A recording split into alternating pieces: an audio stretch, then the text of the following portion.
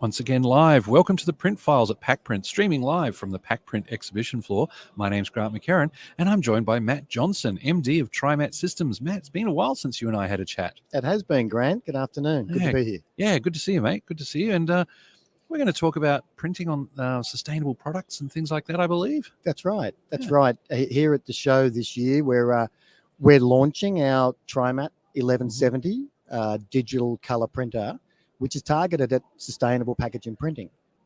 It has some unique benefits, and I suppose in tune with the demands of the market, it's making sure that we look after our earth and our world, and we look to build packaging that's sustainable. I suppose sustainable packaging is the buzzword. Yep. We've created a product and some product handling that allows businesses to print vibrant digital colors on porous, sustainable packaging products. So from bags to burger boxes to pizza boxes. Wow. To, I suppose, carry bags. Businesses are looking for a solution, and we've got it. Cool, because I imagine there's... we're totally used to printing on such and such GSM of bonded paper and all this kind of stuff. But now along come these new products made from recycled gear, made from recyclable gear, all this kind of thing. What are the dynamics? What do you have to keep in mind? What do you have to be aware of when these new products come through that you have to be able to print on and run them at speed and all that? Yeah, that's a great question. One of the things I suppose that we focus on is the product handling. Okay. So the printing technology itself, it's a HP product. It uses the HPF 1000 print engine, which is a 297 millimeter print swath. To print on these products and achieve the results you need to be within a millimeter of the substrate. So, and if you're further away, it distorts the image. Yep. So the product handling is the key. So for us at Trimatt, doing the things that keep us excited, we talked to many customers about 2 years ago, and we asked them what range of products do they want to be able to print on. And believe it or not, they came back with a swag of products that were from 2 meters in size down to the size of a business card. Yep. And the products at times varied from a 60 GSM sheet of paper up to a multi-layered flute board or B-flute board or a bag that has multiple folds and a gusset. So to build a machine that's going to give a business a one product handling platform that has the capacity to handle that range of products takes an effort. Yeah. And I think for us being a local engineering company, we have the capacity to do that. And I think that's where we've been able to meet the challenges of the market. Okay. So it sounds like quite a complicated piece of machinery to look after all this. And what kind of speeds did you say it would do? Well, actually, it's not complicated to look after, Grant. It's fantastic. I suppose we've tried to use the KISS principle. We've made the machine as simple as it can be for an operator to use, but still have the efficiencies in the throughput. So the linear speed of the machine is 27 meters per minute.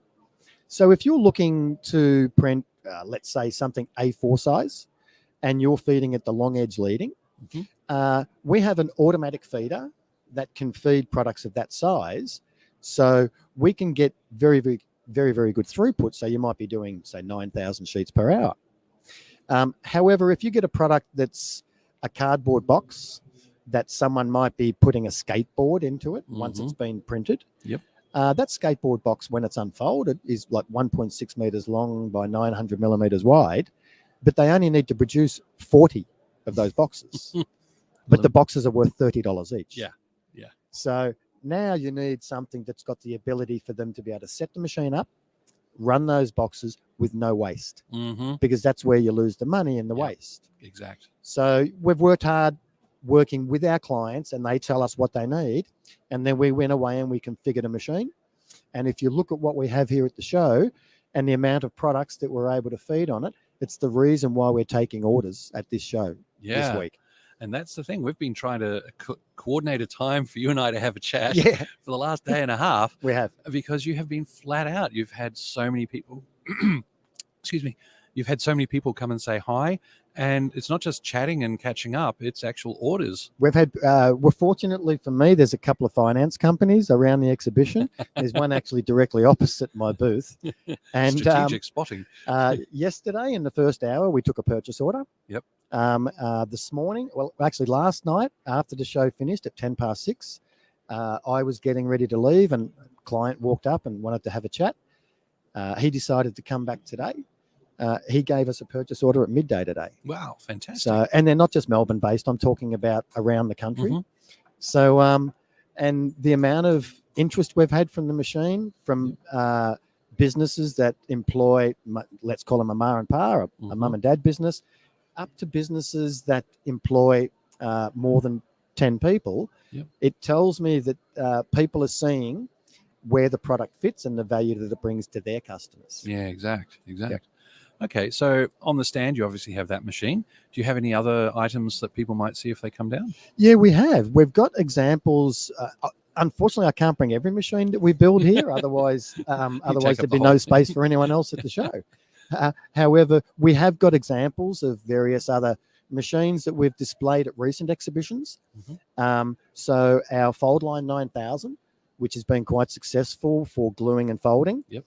We displayed that at an expo here in Melbourne 5 weeks ago. We've taken a purchase order from a leading company in Australia for that. Cool. I'll tell you more about that at another time, but that's very exciting. Yeah. But we've also got a range of our different solutions here. I suppose after chatting to people, you find out that they do other things that are outside what we have here. So once again, in our consultative approach, we do talk to customers about other things that we can offer them. Yep. No, that's great. Anything else you'd like to say while we're chatting here? I could talk for hours, but at this stage, I suppose the key is I'd like to get a message across that we've got a great product here, and we think it's very interesting for a lot of businesses, whether they're big or small. And it can service a niche problem that they might have in their business. So come along and see us at Stand C30. Fantastic. Thank you for putting that stand plug in. I was just about to ask where you were. So Stand C30. That's us. Fantastic. Well, Matt, thanks so much for coming on the show. Always great to have a chat with you and find out what's new in the world of Trimatt systems. That's great, Grant. Thank you very much. Cool. And of course, thanks to the people who've been listening to the Print Files at PacPrint, streaming live from the PacPrint exhibition floor and sponsored by Ball and Doggett. We'll be back soon with another live interview. So please do stay tuned to this channel.